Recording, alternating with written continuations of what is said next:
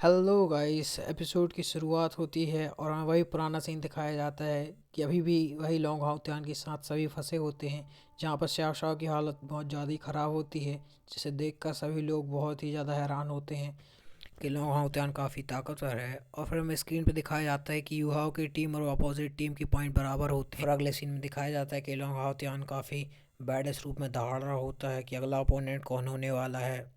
इसे देखकर फंक्शनर ये सोचती है कि इनकी टीम का काफ़ी ताकतवर प्लेयर लगता है और मन में सोच रही होती है कि इसीलिए युहाव ने हमारे साथ लड़ाई में विड्रॉ कर लिया था, ताकि वह हमें ज़्यादा आसानी से फाइनल में जाने का मौका दे सके।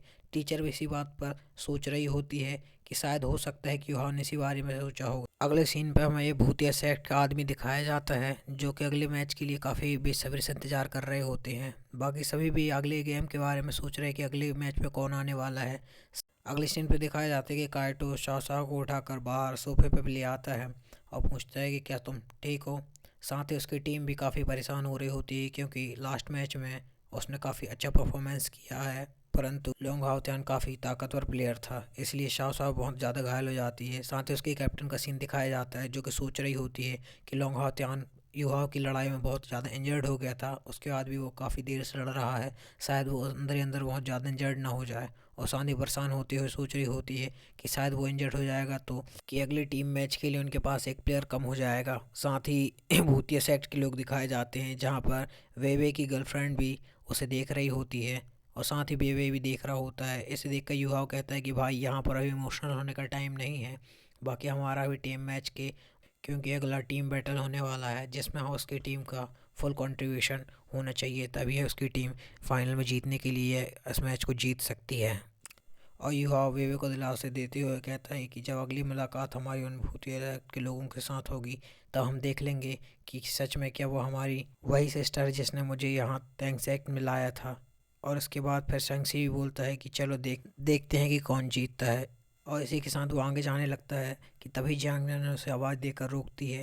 और ये पहली बार होता है कि जब किसी मैच से पहले जियांग ने खुद जूसानसी से आके रोक के ये कहा हो कि जूसानसी तुम अपना ख्याल रखना, क्योंकि पहली बार होता है जब जियांगनान भी अपनी फीलिंग सेंसी के लिए सामने से जाहिर कर रही होती है, क्योंकि उसे पता है कि सामने खड़ा प्लेयर काफ़ी ताकतवर होने वाला है, इसीलिए वो भी उसे ख्याल रखने को कहती है।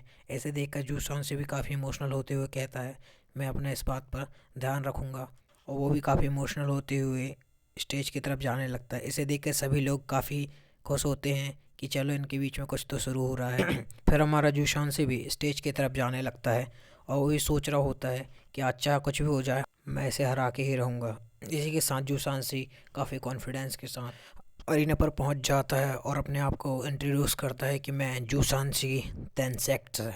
और हाउत्यान भी अपने बारे में बताता है और मैच शुरू होता है। इसे देखकर जांग नैन भी काफ़ी इमोशनल होती कहती है कि ध्यान रखना, और जूसान सी बोलता है चलो शुरू करते हैं। और तभी इनके बीच में दिखाया जाता है कि काफ़ी अच्छा इंटरेक्शन होता है, जिन्हें देखकर दोनों एक दूसरे को देखकर काफ़ी उत्साहित भी हो जाते हैं कि चलो अब आएगा मज़ा। उसके बाद फिर जैसे ही मैच शुरू होता है, हाउतियान से रहा नहीं जाता और मैच के शुरू होते ही वह जूसानसी के ऊपर एकदम फिस्ट से हमला करते हुए आगे बढ़ता है और इन्हें धुआं धुआं हो जाता है। और हमें दिखाया जाता है जूसानसी ऊपर होते हुए इस हमले को डॉज कर लेता है और अपने स्वान्यू सील से उसके ऊपर हमला कर देता है। तभी जूसानसी भी हैंड टू हैंड कॉम्बैट करने लगता है, जो दोनों के बीच में काफ़ी खतरनाक सा दिखाई देता है और अरीना धुआं धुआं होने लगता है। साथ ही दोनों हैंड टू हैंड कॉम्बैट करते हुए काफ़ी खतरनाक तरीके से एक दूसरे से भिड़ रहे होते हैं। दोनों के दोनों अपने ऊपर एक दूसरे को हावी करने की कोशिश कर रहे होते हैं, जहां पर दोनों अपनी फुल पोटेंशियल का इस्तेमाल कर रहे होते हैं। हाउत्यान भी अपने फिस्ट से या सुशांशी के ऊपर फुल हमले किए जा रहा होता है और सुशांशी भी उसके हमलों से लगातार डॉज करते हुए उसके ऊपर हमला कर रहा होता है। साथ ही वो इसमें दिखाया जाता है कि हाउत्यान भी फुल स्पीड के साथ जूसानसी से ऊपर हमले किए जा रहा होता है और जूसानसी लगातार उन्हें डॉज किए जा रहा होता है। साथ ही हाउटियान को दिखाया जाता है जो जूसानसी के ऊपर काफ़ी डोमिनेटिंग तरीके से उस अपने फिस्ट से हमला करते हुए उससे काफ़ी दूर तक घसीटते हुए पहुंचाता है। साथ ही जूसानसी भी अपने स्वान न्यू सीट का इस्तेमाल करते हुए अरीना से निकले काफ़ी बड़े बड़े पत्थरों से बचने की कोशिश कर रहा होता है, जो कि हाउत्यान के हमले से निकल रहे होते हैं। और साथ ही हमें दिखाया जाता है कि हाउत्यान अपने फीस्ट में काफ़ी थंडर भरते हुए जूसांसी के ऊपर हमला करता है, जिससे जूसांसी घसीटते हुए स्टेडियम के साइड पर जाकर गिरता है। साथ ही वो फिर भी उसके पीछे नहीं छोड़ता और दे फीस्ट पर हमला किए जा रहा होता है। इसे देखकर जूसांसी को एक भी मौका नहीं मिल रहा होता है कि वो हमला कर सके। साथ ही वह डॉज ही कर पा रहा होता है, लेकिन फिर भी डॉज करते हुए वह उसके हमलों से नहीं बच पा रहा होता है और साथ ही हाउ त्यान उसे बहुत गंदे तरीके से पीट रहा होता है। साथ ही हमें दिखाया जाता है कि वह अपने स्वान न्यू रिप्लेसमेंट का भी इस्तेमाल करता है, तब भी जो उसकी स्पीड होती है हाउ त्यान की स्पीड से थोड़ी कम होती है, इसलिए उसका स्वान न्यू रिप्लेसमेंट भी उसकी जगह काम नहीं आ रहा होता है। तो हमें दिखाया जाता है कि यू हाउ बोलता है कि भाई ने लड़ाई के बीच में ही एक अरीने का इस्तेमाल करके हुए हाउ त्यान को उसके बीच में फंसा लिया है। और हमें दिखाया जाता है कि यह अरीना अपने जूसांशी द्वारा बनाया जाता है, जिसके बीच में बहुत बड़ी बड़ी शील्डें आ जाती हैं और हाउ त्यान को उसके चारों तरफ घेर लेती हैं। अभी हमें दिखाया जाता है कि जूसांशी भी अपने स्वान न्यू फॉर्मेशन का इस्तेमाल करते हुए इस अरीने को चारों तरफ से घेर लेता है और उसके बीच में हाउ त्यान होता है। लेकिन हाउ त्यान यहाँ नहीं रुकता, वह अपने फिस्ट द्वारा जूसांशी की शील्डों पर लगातार दे घूंसे पे घूंसे बजाया जा रहा होता है, जिससे उसकी शील्ड पर कुछ चटकने के निशान आ जाते हैं और तभी वह अपने आखिरी मुक्के से उस शील्ड को भी तोड़ देता है, जिससे कि वह आगे निकल सके और तेज़ी से आगे बढ़ते हुए जूसांशी के ऊपर हमला करने लगता है। ऐसे देखकर जूसांशी भी अपनी सोन्यू शील्ड का इस्तेमाल करते हुए उसके ऊपर हमला करता है, पर ये उसके लिए इनफ नहीं होता है। तो हाउत्यान भी उसके एक लेग द्वारा सीधे जूसांशी के सीने पर वार करता है, जिससे हमें साफ साफ दिखाया जाता है कि जूसांशी की जो हड्डियां होती हैं वो चटकने की दिखाई दे रही होती हैं।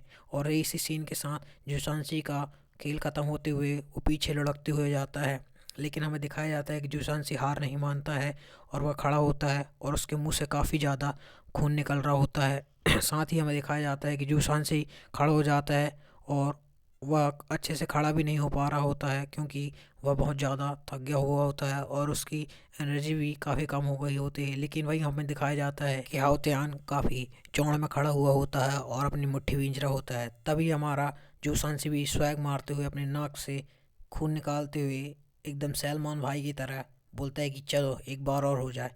इसे देखते हुए हाउत्यान भी एकदम चौड़ में आते हुए शुरू हो जाता है। फिर हमें दिखाया जाता है कि वह गुस्से में अपनी सोल रिंग का इस्तेमाल करते हुए अपनी सेकेंड अवेकनिंग की फॉर्म को और भी ज़्यादा ताकतवर बनाते हुए अपने सोल रिंग को बाहर निकाल के इस्तेमाल करने के लिए शुरू हो जाता है। और हमें वह दिखाया जाता है कि अपने सोल रिंग में इस्तेमाल करने के लिए तैयार हो जाता है। इसे देखकर जूसांशी भी कहता है कि चलो अब होगी ना असली लड़ाई। बस इतना कह ही पा रहा था कि हाउत्यान इतनी तेज़ी से उसकी तरफ आगे बढ़कर उसे घूंसा मारता है कि उसे पता ही नहीं चलता और उसके पीछे आते हुए उसे पकड़ते हुए घूंसे मारते हुए उसे अरीना के बाहर ले जाता है। इसे देख कर दिखाया जाता है कि जूसांशी बहुत गंदे तरीके से पिट रहा होता है, क्योंकि यहाँ पर फिर से हमें दिखाया जाता है कि हाउत्यान की स्पीड फिर बढ़ गई होती है, जिसकी वजह से जूसांशी के मुंह से ब्लड वॉमिंग होने लगती है। इसे देखकर जांग नल को काफ़ी ज़्यादा तकलीफ़ होती है, क्योंकि उसे यह देखा नहीं जा रहा होता है कि जूसांशी के मुंह से लगातार खून निकल रहा होता है और वो काफ़ी इंजर्ड हो जाता है। और हमें दिखाया जाता है कि हाउत्यान अपनी स्पीड पे और ज़्यादा तेज़ी से आगे बढ़ के जूसांशी के ऊपर हमले करने लगता है और हमारा जूसांशी भी हैंड टू हैंड कॉम्बैट करते हुए अपने हाउत्यान को काफ़ी अच्छे तरीके से टक्कर दे रहा होता है। लेकिन वह फिर भी पिट रहा होता है, क्योंकि यहाँ पर हमें दिखाया जाता है कि साफ साफ हाउत्यान की स्पीड काफ़ी अच्छे तरीके से बढ़ गई होती है। ऐसे देखकर उसके टीममेट भी उसके लिए काफ़ी परेशान होने लगते हैं कि अब वह क्या करे। तभी हमें दिखाया जाता है कि जूसांशी अपने शील्ड से बचने की कोशिश कर रहा होता है, परंतु हाउत्यान के हमलों से उसकी शील्ड भी टूट गई होती है और हमें दिखाया जाता है कि ऑडियंस भी इसे देख के काफ़ी डर गई होती है। तभी जूसांशी को दिखाया जाता है जिसकी हालत बहुत ज़्यादा ही ख़राब हो जाती है और वो लुढ़कते लुढ़कते हुए अरीना के साइड पर दिखाई देता है।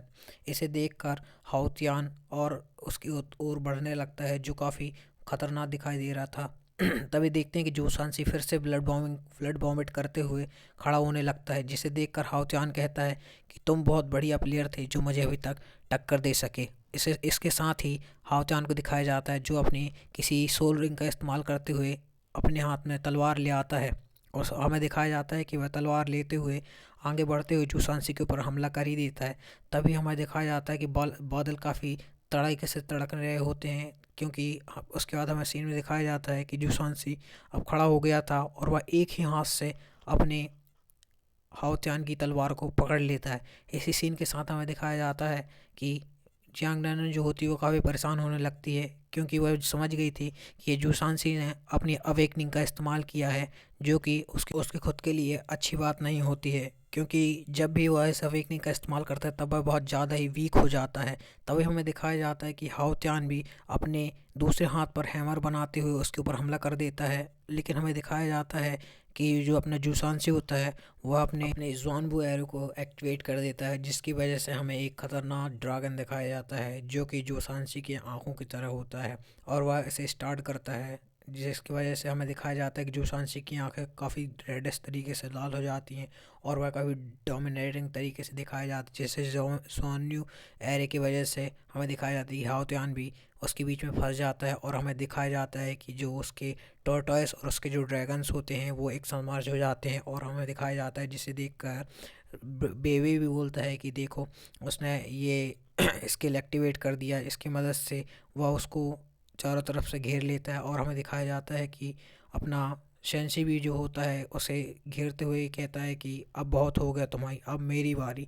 ये कहते हुए हमें दिखाया जाता है कि वह अपने एरे से चारों तरफ से उसे घेर लेता है, जिसकी वजह से वह हाओतियान शील्ड की मदद से बच पाता है, और हमें दिखाया जाता है कि उसकी टीम की कैप्टन भी इसे देखकर काफ़ी घबरा जाती है और कहती है कि ये कैसे हो सकता है, क्योंकि वह जानती है कि हाओतियान काफ़ी ताकतवर है और वह लगातार अपनी सोल्डरिंग का इस्तेमाल करते हुए उससे बचने की कोशिश कर रहा होता है, लेकिन यह काम नहीं आ रहा हो, क्योंकि जूशानसी भी यहाँ काफ़ी ताकतवर दिखाया जाता है, और हमें दिखाया जाता है कि हाओतियान अपनी फुल कोशिश कर रहा होता है कि वह इस अरीना से बाहर निकल सके, लेकिन हमें दिखाया जाता है कि जूशानसी द्वारा फैलाए हुआ उस ऑरे की वजह से वह उसमें फंस जाता है और वह किसी भी कंडीशन से बाहर नहीं निकल पा रहा होता है। तभी हमें दिखाया जाता है कि जूशानसी अपने किसी टेक्निक का इस्तेमाल करते हुए उसे उसके अंदर रैप करने की कोशिश कर रहा होता है, परंतु हाओतियान उसके अंदर से निकल जाता है, और हमें दिखाया जाता है कि वह इसके बाहर जाने की कोशिश कर रहा होता है, परंतु वह निकल नहीं पा रहा होता है। तभी हमें दिखाया जाता है कि हाओतियान भी अपनी किसी टेक्निक का इस्तेमाल करके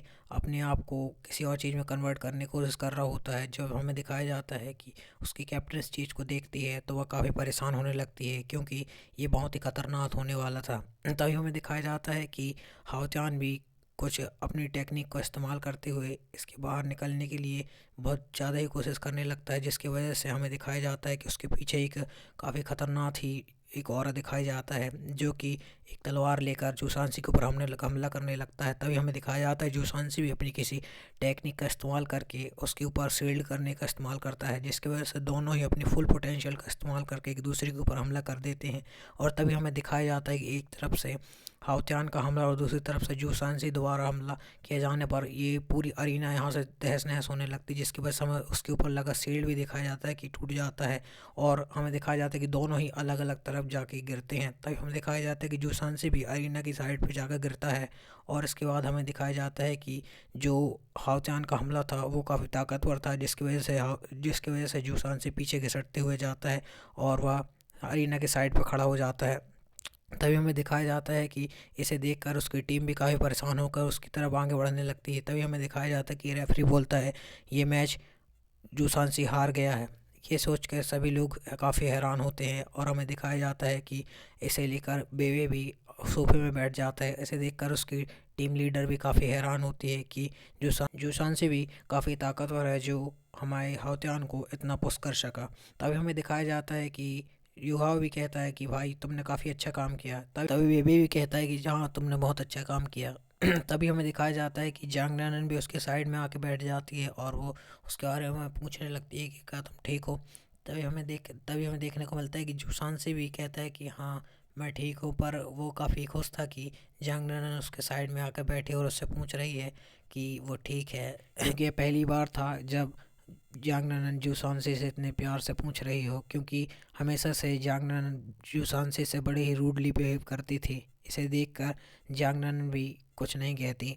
तभी हमारे जूसानसी ये देखकर कहता है कि कहीं यह सपना तो नहीं है, और वह ज़ोर ज़ोर से हंसने लगता है। और फिर हम दिखाया जाता है कि ये सब देखते हुए बेबे उसके सर पर टफली मारता है कि ये सच है।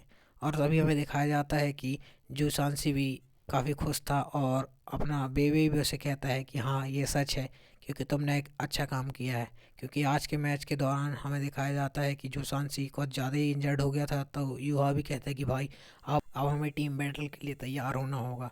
तभी हमें दिखाया जाता है कि उनकी अपोनेंट टीम की कैप्टन भी इसके लिए तैयार हो जाती हैं और वो रेफरी से कहती है कि अब हम टीम बैटल के लिए तैयार होंगे। तभी रेफरी को दिखाया जाता है जो अनाउंस करता है कि दोनों ही टीम अब टीम बैटल करेंगी।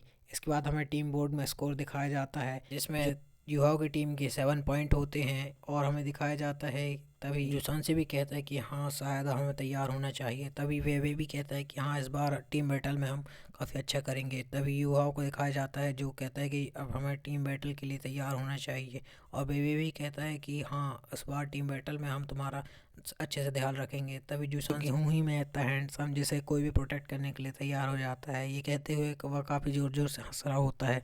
तभी हमें दिखाया जाता है कि जो टीचर होती हैं वो काफ़ी परेशान होती हैं कि अब जो टीम बैटल होने वाला है वो 5 पॉइंट निर्धारित करेंगे कि कौन इसका विजेता होने वाला है। तभी वो बोलते हैं कि मेन बात ये नहीं कि सिर्फ स्नो डिवन सेक्ट में सबसे ताकतवर हाउतियान ही था, क्योंकि अभी उनकी लीडर के बारे में हमें कुछ भी नहीं पता है। और हमें दिखाया जाता है कि यूहाओ और उसके लीडर के बीच में अब टीम बैटल शुरू होने वाला था। तो रेफरी भी कहता है कि टीम बैटल शुरू होने वाला है। ये सुनकर स्नोडी सेक्ट की लीडर रेफरी से कहते हैं कि क्यों ना हमें इस मैदान को ठीक होने के लिए इंतज़ार करना चाहिए। तो रेफरी भी कहता है कि इतना टाइम नहीं होने वाला है। तभी युवा भी ये सुनकर कहता है कि हाँ ठीक है, क्योंकि इस टाइम पे हमें हील करने का मौका मिल जाएगा। तो हमें दिखाया जाता है कि रेफरी भी कहता है कि ज़्यादा कुछ टाइम नहीं है, तो वह मैदान को रिपेयर करने के लिए अरीना पे पहुंच जाता है और वह अपने किसी टूल का इस्तेमाल करते ही रेफरी इस अरीना को ठीक करने लगता है। और उसके बाद हमें दिखाया जाता है कि अरीना आप कुल मिला के काफ़ी ठीक हो जाता है, क्योंकि लड़ाई के दौरान वह काफ़ी तहस नहस तरीके से टूट गया था। तभी सीन शिफ्ट होकर हमें युवाओं को दिखाया जाता है जिससे मिलने के लिए अपोजिट टीम की टीम लीडर आई होती है और वह आते हुए भी से कहती है कि मैं आपसे गुजारिश करना चाहती हूँ कि इस टीम मैच के दौरान हमारे किसी भी प्लेयर के ऊपर जान का खतरा ना हो। तो बेबी भी उसे यह सांत्वना देता है कि हमारी कोई ऐसी मंशा नहीं कि हम किसी की जान के पीछे जाएं। इसके बाद हमें दिखाया जाता है कि रेफरी इन दोनों के बीच पे आते हुए कहता है कि टीम मैच से पहले किसी का भी एक दूसरे से बात करना यहाँ पर सख्त मना है। उसके बाद हमें दिखाया जाता है कि अपोनेंट टीम की कैप्टन तो वहाँ से चली जाती है, परंतु फिर रेफरी का दिखाया जाता है जो कि हमें रात का दिखाया जाता है, जहाँ पर रेफरी क्राउन प्रिंस के आगे नील डाउन करके बैठा हुआ होता है और वहाँ पर हमारे ग्रीन फ्रूट भी होती है। तभी हमें दिखाया जाता है कि रेफरी से क्राउन प्रिंस पूछ रहा होता है कि जो श्रेक अकेडमी और जो तेंसेक्ट है वो तो एक ही जगह से हैं, यानी कि तेंसेक्ट जीते या श्रेक अकेडमी जीते, जीत तो उन्हीं की होने वाली है। तो ये सुनकर रेफरी भी कहता है जी हाँ तेंसेक्ट और जो श्रेक अकेडमी है वो एक ही हैं, क्योंकि अगर दोनों में से कोई भी जीतता है तो खतरा तो इनके लिए ही होने वाला है। तभी क्राउन प्रिंस कहता है एक तो श्रेक अकेडमी हमारे लिए बहुत बड़ा खतरा है, ऊपर से अगर तेंसेक्ट भी उसके साथ जुड़ जाता है तो ये तो और डबल खतरा हो जाएगा। तभी ये सब सुनकर हमारी ग्रीन फूड काफ़ी डर गई होती है और हमें क्राउन प्रिंस का दिखाया जाता है जो कि कुछ बड़ा करने का सोच रहा होता है, क्योंकि उसके दिमाग में कुछ खुफिया आइडिया चल रहे होते हैं। और क्राउन प्रिंस रेफरी से कहता है कि तुम्हें मेरा एक काम करना होगा, जो सुनकर रेफरी भी कहता है कि जी, क्योंकि क्राउन प्रिंस के आगे वो भी कुछ नहीं कर सकता। और वो कहता है कि कल के मैच में हमें कुछ सफरिंग करनी होगी। तो वह ये करने को मान जाता है, लेकिन वह काफ़ी डर रहा होता है और उसके बाद वह उसे ग्रीट करके चला जाता है। तभी सीन शिफ्ट होकर स्नो डिमन सेक्ट के कैप्टन को दिखाया जाता है जो कि अपनी टीम को कह रहे होते हैं कि अब हमें टीम बैटल के लिए तैयार होना होगा, क्योंकि ये टीम बैटल हमारे लिए बहुत ही ज़रूरी होने वाला है। उसके बाद हमें युवाओं की टीम को दिखाया जाता है। उसके बाद फिर टीम बैटल स्टार्ट होने वाला था, तो रेफरी भी सभी दोनों टीमों को स्टेज पर आने के लिए कह देती है और दोनों ही टीम स्टेज पर आगे बढ़ रहे होते हैं। जब हमें दिखाया जाता है कि दोनों ही टीम के प्लेयर थोड़े थोड़े इंजर्ड हो रहे होते हैं, जहाँ पे युवा सोच रहा होता है कि हमें उसके टीममेट के बारे में थोड़ा थोड़ा पता है, जहाँ पर हाउतियान की पावर के बारे में हमें पता है, लेकिन हमें उसकी टीम के कैप्टन की पावर के बारे में कुछ भी नहीं पता है, क्योंकि हम उसकी टीम में सबसे अगर कोई मिस्टीरियस है तो उसकी टीम कैप्टन ही है। और आगे बढ़ते हुए कह रहा होता है कि हमें इसके बारे में कुछ भी नहीं पता है। जैसे कि हम जानते हैं कि हाउतियान की सेकंड अवेकनिंग किस लेवल की है, परंतु हमें नहीं पता कि इसकी सेकंड अवेकनिंग किस लेवल की होने वाली है। जहाँ तक हम उसके कुछ टीम के मेंबर के बारे में भी जानते हैं और हमें इसके बारे में ज़रा सा भी कुछ नहीं पता। तभी रेफरी ने अपने आप को इंट्रोड्यूस करने को कहता है। तभी कायतो भी सभी को एक लॉलीपॉप दे देता है और सबसे पहले बेबी कहता है कि 10 सेकंड्स में बेबी, उसके बाद जैंग ननन, उसके बाद जू सांसी भी अपने आप को इंट्रोड्यूस करते हैं। उसके बाद लास्ट में फिर यू हाओ और वांग डोंग, और फिर उसके अपोजिट टीम को दिखाया जाता है जहाँ पर हाओटियान और उसके कुछ टीम मेंबर अपने आप को इंट्रोड्यूस करते हैं। उसके बाद फिर इनके बीच की टीम बैटल शुरू होने वाली होती है और फिर यहीं पर यह एपिसोड ख़त्म हो जाता है। अगर आपको वीडियो पसंद आए तो वीडियो को लाइक कीजिए, चैनल को सब्सक्राइब कीजिए। हम मिलते हैं नए वीडियो के साथ। Thank you, bye bye.